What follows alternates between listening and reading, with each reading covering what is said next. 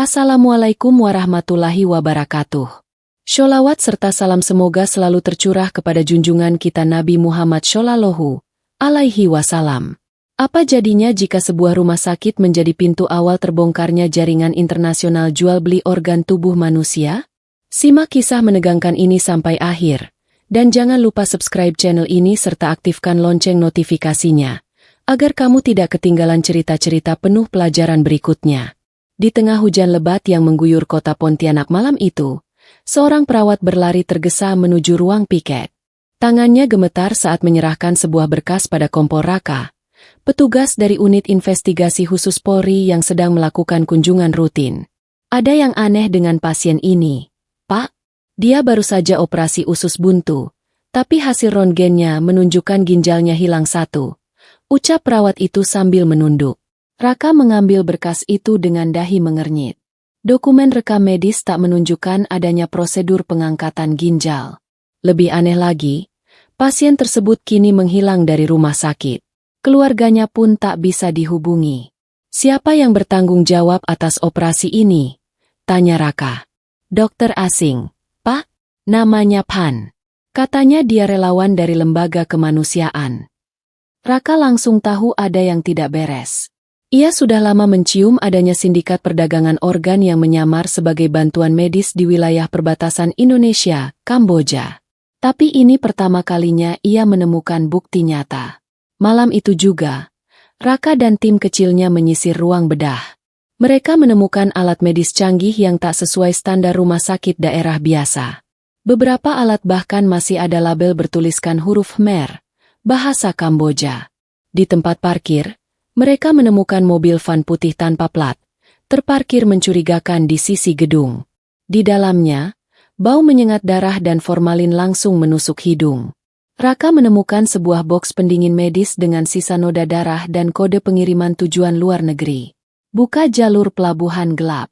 Saya yakin ini bukan operasi lokal. Perintah Raka tegas melalui radio komunikasi. Beberapa jam kemudian, polisi menemukan jejak pengiriman organ menggunakan kapal nelayan modifikasi. Dari data satelit, pengiriman terakhir menuju perairan Laut Natuna, mengarah ke wilayah perbatasan Kamboja. Namun yang paling mengejutkan adalah satu kartu identitas asing yang ditemukan di dalam kotak bedah. Namanya mencolok, Sok Cendara. Foto itu menunjukkan seorang pria berkacamata, tampak tenang, bahkan tersenyum. Raka menatap foto itu lama. Nama ini pernah muncul dalam dokumen Interpol, bos sindikat perdagangan organ terbesar di Asia Tenggara, dan tidak pernah tersentuh hukum. Inilah awalnya, gumam Raka lirih. Aku akan mengejarmu, sampai ke ujung dunia sekalipun. Matahari belum terbit saat Raka dan tim kecilnya bergerak menuju pelabuhan kecil di perbatasan Kalimantan Barat. Pelabuhan itu dikenal sebagai tempat keluar masuk barang gelap yang tidak tercatat bea cukai. Disinilah, menurut hasil pelacakan satelit, kontainer berpendingin yang membawa organ tubuh sempat berhenti sebelum dikirim ke perairan Kamboja. Mereka menyamar sebagai nelayan, lengkap dengan perahu dan jaring ikan. Di antara kabut pagi, suara mesin kapal tua bergemuruh pelan saat mendekati dermaga tua.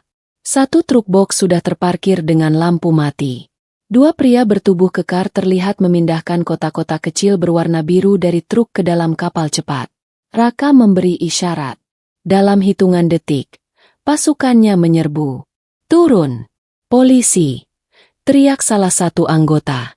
Dua pria itu sempat mencoba melarikan diri, tapi peluru peringatan membuat mereka menyerah. Di dalam kotak, ditemukan 4 organ ginjal manusia yang sudah dibekukan. Salah satu pria yang ditangkap bernama Haris, warga lokal yang sudah lama hilang dari catatan kependudukan. Saat diinterogasi, wajah Haris pucat, matanya berkaca-kaca. Aku cuma kurir, Pak. Aku diancam kalau nolak, keluarga dibunuh. Mereka bukan orang sembarangan. Siapa mereka? Tanya Raka tajam. Orang Kamboja. Pak, bosnya namanya Sok Cendara. Nama itu muncul lagi. Raka mencatat dengan cepat. Dari ponsel Haris, tim siber berhasil membuka komunikasi rahasia. Di sana ditemukan jejak transaksi digital dalam mata uang kripto, lengkap dengan lokasi pengiriman dan penerima. Batam, Johor, kemudian Phnom Penh. Gumam Raka sambil menelusuri jalur di layar tablet. Ini bukan jaringan kecil. Ini sistem industri. Penyelidikan membawa Raka ke sebuah rumah penyimpanan di daerah Entikong. Di sana, tim menemukan beberapa remaja yang disekap dalam ruang sempit. Sebagian besar adalah anak jalanan yang hilang dari catatan sosial. Mereka dibius, tubuhnya ditandai dengan spidol merah, calon donor paksa. Salah satu dari mereka sempat berbisik lemah kepada Raka. "Tolong, Pak, mereka bilang aku akan dikirim malam ini, ginjalku akan dijual." Raka menahan amarah. Saat itu juga, ia menelepon markas besar. "Aku butuh izin operasi lintas negara. Ini bukan lagi soal kriminal biasa. Ini perbudakan modern." Beberapa hari kemudian, Mabes Polri bekerja sama dengan Interpol mengeluarkan red notice untuk Sok Cendara. Tapi pria itu bagai bayangan, muncul di satu tempat, lalu menghilang di tempat lain. Namun Raka tahu satu hal, jika Sok ingin mengamankan operasinya, dia pasti akan muncul dalam transaksi besar berikutnya. Dan itu adalah momen yang ditunggu-tunggu. Raka mempersiapkan langkah berikutnya, penyamaran ke Kamboja. Menjadi pembeli organ gelap, masuk ke jantung sindikat, dan menjemput sang raja gelap. Dengan satu tekad dalam hati, ia berbisik, "Aku akan menangkapmu hidup-hidup." Langit malam Jakarta mendung saat Raka duduk di ruang briefing unit khusus Mabes Polri. Di depannya terbentang layar besar yang menampilkan foto-foto wajah buronan, diagram alur pengiriman organ, dan peta digital yang dipenuhi garis-garis merah seperti sarang laba-laba. Di pusatnya, nama yang kini menjadi obsesi Raka, Sok Cendara. "Ada pergerakan di Batam," ujar Kompol Damar, kepala tim siber. "Kurir baru dari Kamboja masuk 2 hari lalu. Tujuan, gudang tua dekat pelabuhan Sekupang. Mereka pakai sistem barter, bukan uang tunai. Satu organ ditukar senjata atau narkoba." Raka mengangguk, lalu berdiri. "Kita tidak bisa menunggu Sok muncul. Kita rebut jaringannya dulu, satu persatu." Operasi dimulai pukul 2 dini hari. Tim Raka, lengkap dengan pakaian gelap dan peralatan malam, menyusup ke gudang yang ditargetkan. Udara di sana lembab dan bau amis. Suara denting logam terdengar dari dalam, disertai percakapan dalam bahasa asing. Di antara bayangan, terlihat 5 orang pria. 3 di antaranya bersenjata laras panjang. Raka memberi kode. Serbuan berlangsung cepat. Satu pelaku sempat melepaskan tembakan, tapi berhasil dilumpuhkan. Di dalam gudang, mereka menemukan pendingin medis besar. Saat dibuka, terlihat 2 kantung berisi hati dan ginjal manusia, masih segar. Namun yang paling mengerikan adalah ruang belakang. Di sana, seorang pria muda tergeletak tak sadarkan diri. Perutnya sudah dibedah separuh, dengan peralatan operasi berserakan di sekitar tubuhnya. "Ini bukan transaksi biasa," gumam Raka. "Ini pembantaian sistematis." Salah satu pelaku bernama Fong, pria Kamboja berusia 40-an yang fasih berbahasa Indonesia. Di bawah interogasi intensif, Fong akhirnya bicara. "Sok, dia ada di Phnom Penh sekarang. Tapi dia tahu kalian akan datang. Dia selalu satu langkah di depan." "Bagaimana dia tahu gerakan kita?" Fong terdiam, tapi ekspresinya berkata banyak. Keesokan harinya, Raka menerima panggilan dari Jakarta. Ada kebocoran informasi. Beberapa pejabat lokal diketahui menerima suap dari jaringan Sok. Bahkan salah satu nama di daftar merah ternyata adalah pensiunan jenderal yang pernah menjadi atasan Raka.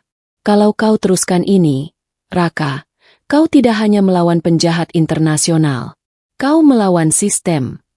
Raka menggenggam gagang telepon dengan rahang mengeras. "Aku tidak peduli.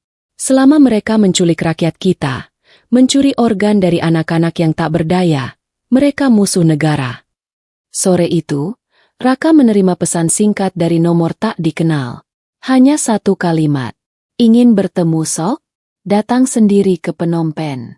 Jangan bawa siapapun." Raka menatap layar ponselnya lama. Tantangan itu diterima. Ia tahu, malam berikutnya mungkin jadi malam terakhir dalam hidupnya. Tapi kalau ini harga yang harus dibayar untuk menghancurkan kejahatan ini, Raka siap. Tidak akan mundur.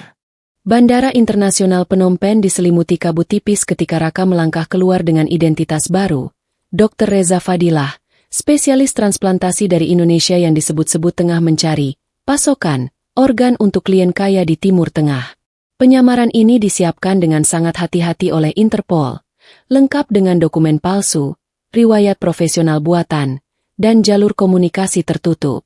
3 hari setelah kedatangannya, Raka berhasil menjalin kontak dengan perantara lokal bernama Malis, wanita muda yang cerdas dan licin. Malis adalah kaki tangan Sok, tapi bukan orang dalam. Ia hanya penghubung antara pembeli dan sang raja organ. Kami bisa menyediakan apa saja, kata Malis sambil mengaduk teh susu di kafe kecil. Tapi Dr. Reza harus menunjukkan komitmen. Tidak semua orang bisa bertemu Sok Cendara. Raka menyelipkan setumpuk uang ke dalam map dokumen medis dan menyerahkannya dengan tenang.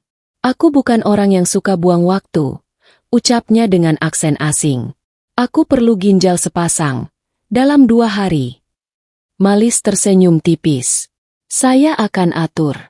Tapi ingat, sekali Anda masuk ke dunia ini, tidak ada jalan keluar. 2 hari kemudian, Raka dibawa ke sebuah klinik ilegal di pinggiran Phnom Penh, tersembunyi di balik bangunan toko alat elektronik. Ia diminta memeriksa 2 donor yang terikat di ranjang logam dengan mata tertutup dan tangan terborgol. Keduanya masih remaja. Salah satunya sempat berbisik lemah dalam bahasa Indonesia. Tolong, Pak, saya dari Medan. Darah Raka mendidih, tapi wajahnya tetap dingin. Dia mengambil gambar diam-diam, lalu mengaktifkan mikrofon tersembunyi di balik kerah bajunya. Semua yang terjadi direkam dan langsung dikirim ke server Interpol secara real-time. Tiba-tiba, pintu ruangan terbuka. Dan di sanalah dia.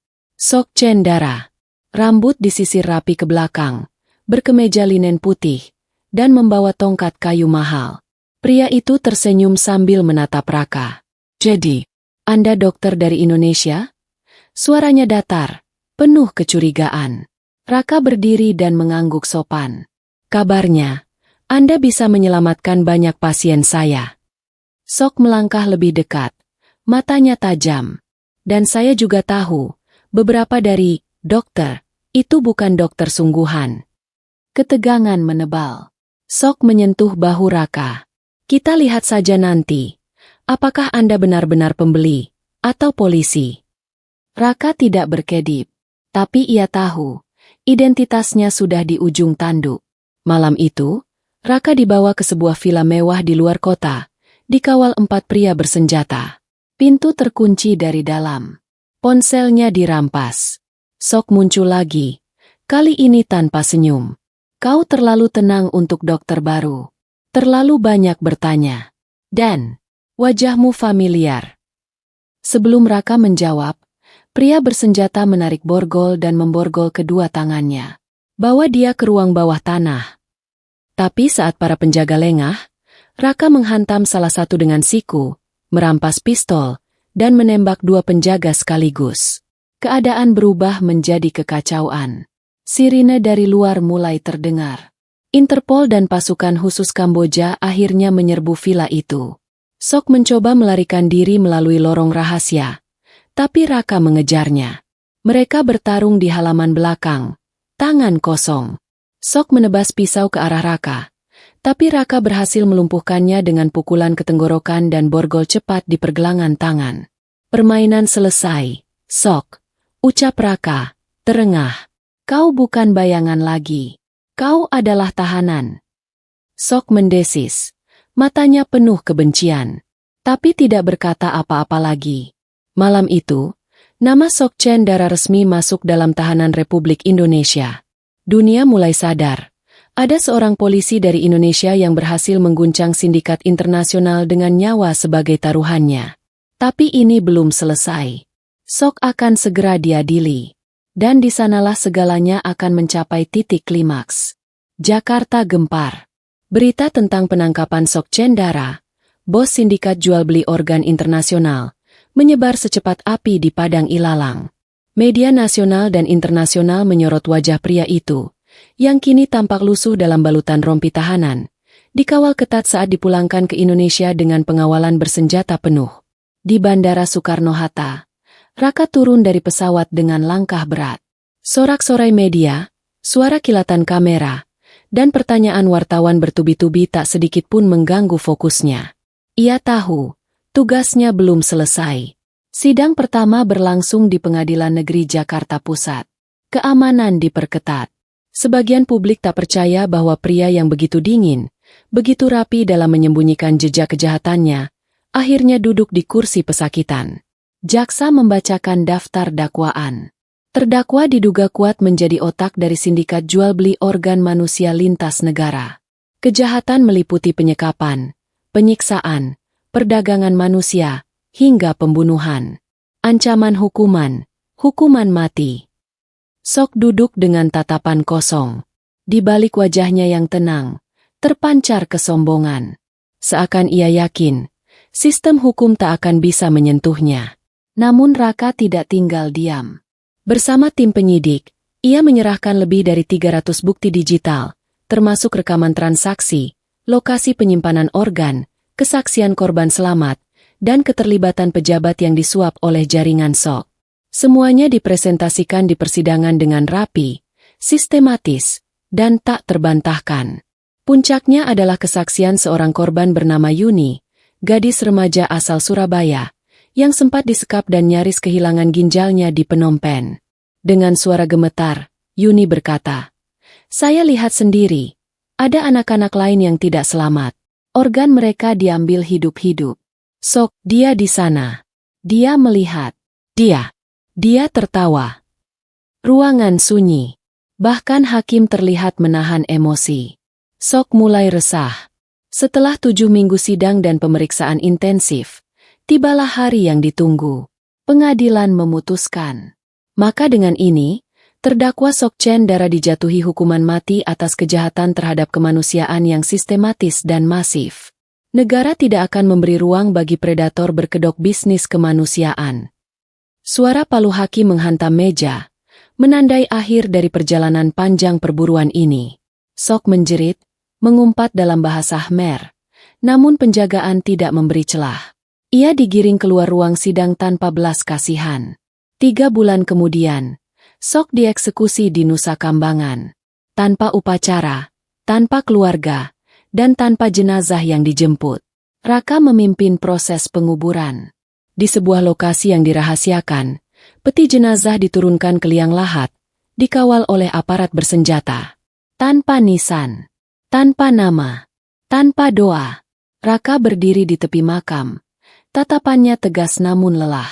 "Bukan karena aku membencimu, tapi karena tak ada lagi tempat untuk iblis di dunia ini," bisiknya lirih. Perburuan telah selesai. Tapi di dalam hati Raka, pertempuran moral belum berakhir. Dunia masih gelap. Namun ia bersumpah, selama dirinya masih bernapas, tak akan ada sindikat yang bisa bersembunyi di balik kebusukan uang dan kekuasaan. Suasana di Pengadilan Negeri Jakarta Pusat masih terasa mencekam saat palu hakim menghentak meja, menandakan bahwa vonis hukuman mati telah dijatuhkan kepada Sok Cendara. Semua mata tertuju pada sosok yang kini terduduk lemas. Wajahnya pucat, namun tetap menunjukkan ekspresi angkuh. Mungkin ia tak pernah menyangka akan berakhir seperti ini, ditangkap oleh polisi Indonesia dan diproses dengan cara yang tak pernah ia bayangkan bisa menjeratnya. Di luar ruang sidang, wartawan berkerumun, mengorek lebih dalam tentang siapa sosok Sok yang terkenal sebagai raja dari perdagangan organ ilegal itu.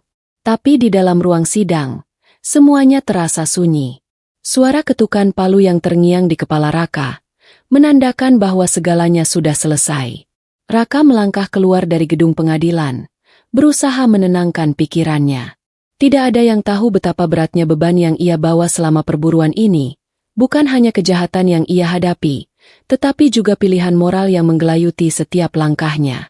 Apakah ia bisa benar-benar menjalankan tugas ini tanpa mengorbankan lebih banyak nyawa?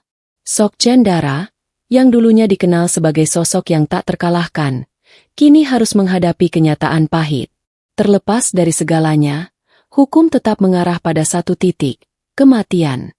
Ini adalah balasan dari segala kejahatan yang telah ia lakukan, perdagangan manusia, penyiksaan, dan pemerasan nyawa tanpa rasa takut. Sepekan setelah vonis mati itu dijatuhkan, Sokchen Dara dieksekusi. Lokasi eksekusi dirahasiakan untuk menghindari kerumunan media dan kelompok-kelompok yang mungkin ingin memberikan pembelaan. Kali ini, eksekusi berlangsung cepat, di luar ruangan yang terlindung dari sorotan. Raka tidak berada di sana saat pelaksanaan hukuman itu terjadi. Namun, ia tahu bahwa pekerjaan ini harus diselesaikan, meskipun di dalam hatinya ada rasa yang sulit untuk dijelaskan. Setelah eksekusi, jenazah Sok dikirim kembali ke Jakarta. Sebagai bagian dari prosedur, jenazahnya tidak akan dikembalikan kepada keluarga, karena tidak ada yang datang untuk menuntutnya. Dalam sekejap, ia menjadi bagian dari sejarah kelam yang harus terkubur, bukan hanya karena kejahatannya, tetapi juga untuk memberi pesan kuat bagi para pelaku kriminal lainnya. Di tengah malam, di tengah hutan Nusa Kambangan, jenazah Sok dipindahkan ke liang kubur tanpa ritual, tanpa upacara. Sebuah tim kecil dari polisi Indonesia mengawasi prosesi itu. Polisi yang mengubur jenazah itu bukan karena mereka membenci atau merasakan keadilan pribadi, tetapi karena mereka tahu, di dunia yang tak adil ini, mereka adalah tangan yang membereskan kegelapan. Raka berdiri beberapa langkah di belakang. Pemandangan itu mengingatkannya pada perjalanan panjang yang harus dilalui untuk mencapai titik ini. Ia tidak merasa senang, tetapi ia juga tahu bahwa ada banyak nyawa yang terselamatkan, banyak yang dibebaskan dari cengkraman jaringan kejahatan yang telah menggerogoti begitu banyak jiwa. Semoga di akhirat nanti, kau mendapat balasan sesuai dengan perbuatanmu, bisik Raka pada diri sendiri. Namun di dunia ini, tak ada tempat untukmu lagi. Langit malam tampak kelam, tak ada suara selain langkah kaki para petugas dan desiran angin yang menembus pohon-pohon tua di sekitar tempat itu. Dengan hati yang berat, mereka menutup liang kubur itu, membiarkan tanah menutupi tubuh yang tak lagi bisa melakukan kejahatan. Sokchen Dara telah mati. Jaringan perdagangan organ yang dia bangun pun hancur. Namun bagi Raka, ini bukanlah kemenangan yang lengkap. Ia tahu, dunia masih penuh dengan kejahatan yang belum terungkap, dan perjalanan ini mungkin hanya permulaan. Tapi dengan keyakinan yang kuat, Raka melangkah pergi. Ada banyak yang harus dilakukan, banyak yang harus diperjuangkan, dan dia tidak akan berhenti. Beberapa minggu setelah eksekusi Sokchen Dara, Jakarta kembali memasuki rutinitas sehari-hari. Berita tentang sindikat perdagangan organ yang berhasil dihancurkan oleh polisi Indonesia masih menjadi perbincangan, tetapi semakin lama, cerita itu memudar dari ingatan publik. Namun bagi Raka, segalanya masih segar di pikirannya. Keberhasilan menumbangkan sindikat yang mengerikan itu bukanlah akhir dari segalanya, melainkan sebuah awal dari perjalanan panjang yang harus ia hadapi. Pagi itu, Raka berdiri di depan makam tanpa nisan yang terletak jauh di dalam hutan Nusa Kambangan, tempat di mana jenazah Sokchen Dara kini beristirahat dengan damai, tanpa nama, tanpa jejak, tanpa pengakuan dari dunia yang telah ia sakiti. Makam itu sederhana, hanya sebuah liang kubur yang ditutupi tanah dan dedaunan. Tidak ada batu nisan, tidak ada tanda untuk mengenang siapa yang terkubur di sana. Raka menatap tanah itu dalam-dalam, seakan berharap bisa menemukan jawab atas pertanyaan yang terus mengganggu pikirannya. Apakah ini benar-benar keadilan? Ia tahu Sok telah membayar harga yang sangat mahal atas kejahatannya, namun di dalam hatinya, rasa hampa masih menyelimuti. Ini hanya sebuah simbol, Raka berkata pelan pada dirinya sendiri. Tapi dunia tidak akan mengenalnya lagi. Ia melangkah mundur beberapa langkah, meninggalkan makam itu di belakangnya. Para petugas yang mengiringinya menunggu di kejauhan, memberikan ruang bagi Raka untuk merenung sendirian. Beberapa di antara mereka tahu betul bagaimana perasaan seorang polisi setelah menjalankan tugas besar. Tak selalu ada kepuasan, hanya kelelahan dan perasaan yang tak terucapkan. Kembali ke Jakarta, Raka tidak merasa seperti pahlawan. Di tengah sambutan yang datang, ia justru merasakan kekosongan. Media meliput kisahnya dengan beragam sudut pandang. Ada yang menyebutnya sebagai pahlawan yang tak dikenal, tetapi Raka tidak merasa ada kebanggaan dalam dirinya. Baginya, Ini adalah pekerjaan yang harus dilakukan, dan sudah selesai. Namun, setiap kali ia melewati jalan-jalan kota, bayangan wajah-wajah korban perdagangan organ yang pernah ia lihat di Phnom Penh, wajah-wajah yang dipenuhi ketakutan dan penderitaan, terus menghantui pikirannya. Bagaimana dengan mereka yang masih terjebak dalam jaringan serupa? Berapa banyak lagi yang harus diselamatkan? Tanya itu terus bergema dalam hati Raka. Hari berikutnya, Raka kembali ke kantor pusat Mabes Polri. Kali ini, ia hanya membawa dirinya sendiri. Tidak ada perayaan, tidak ada sorakan. Semua berjalan seperti biasa. Namun ada satu hal yang baru di meja kerjanya. Sebuah amplop coklat tebal yang tergeletak begitu saja, dengan tulisan yang ia kenali. Dari teman lama. Tanpa ragu, Raka membuka amplop itu. Di dalamnya ada sebuah surat dan sebuah foto. Surat itu berisi pesan singkat. Tugasmu belum selesai, Raka. Dunia ini masih penuh dengan kegelapan. Jika kau ingin menghentikan mereka yang lebih besar, lebih kejam, datanglah ke Surabaya. Kami tahu bahwa ada lebih banyak yang harus dihancurkan. Dan foto itu sebuah foto lama, menunjukkan seorang pria yang sangat familiar. Fong, kaki tangan Sok yang pernah ia tangkap di Phnom Penh. Raka menatap foto itu sejenak. Jantungnya berdegup kencang. Ternyata, Sok Chen Dara hanyalah bagian dari jaringan yang lebih besar, yang belum sepenuhnya berhasil dihancurkan. Dengan tangan yang sedikit gemetar, Raka menyimpan surat itu dan foto di dalam laci mejanya. Ia tahu, jalan di depannya tidak akan pernah lurus. Tetapi ia juga tahu bahwa setiap langkah kecil, setiap upaya untuk menghentikan mereka yang mengancam kehidupan manusia, adalah bagian dari perjuangan yang tak akan berakhir. Di luar, matahari mulai tenggelam di balik gedung-gedung Jakarta. Namun di dalam hatinya, Raka merasakan sebuah panggilan yang tak bisa ia abaikan. Ini bukan akhir dari cerita. Ini adalah sebuah bab baru yang menunggu untuk dimulai. Dan kali ini, ia akan melawan mereka yang lebih besar, yang lebih gelap, yang lebih tak terlihat. Dengan tekad yang bulat, Raka melangkah keluar dari kantor, siap menghadapi apapun yang akan datang. Tanpa ada yang tahu, dunia ini masih membutuhkan banyak pahlawan yang siap bekerja dalam bayang-bayang, tanpa mengharap pujian, hanya demi menyelamatkan mereka yang tak bisa menyelamatkan diri.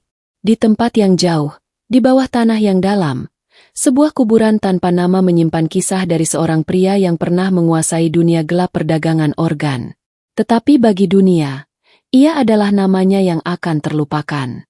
Hanya segelintir orang yang tahu siapa dia, dan bagaimana dunia bisa kembali sedikit lebih aman tanpa keberadaannya.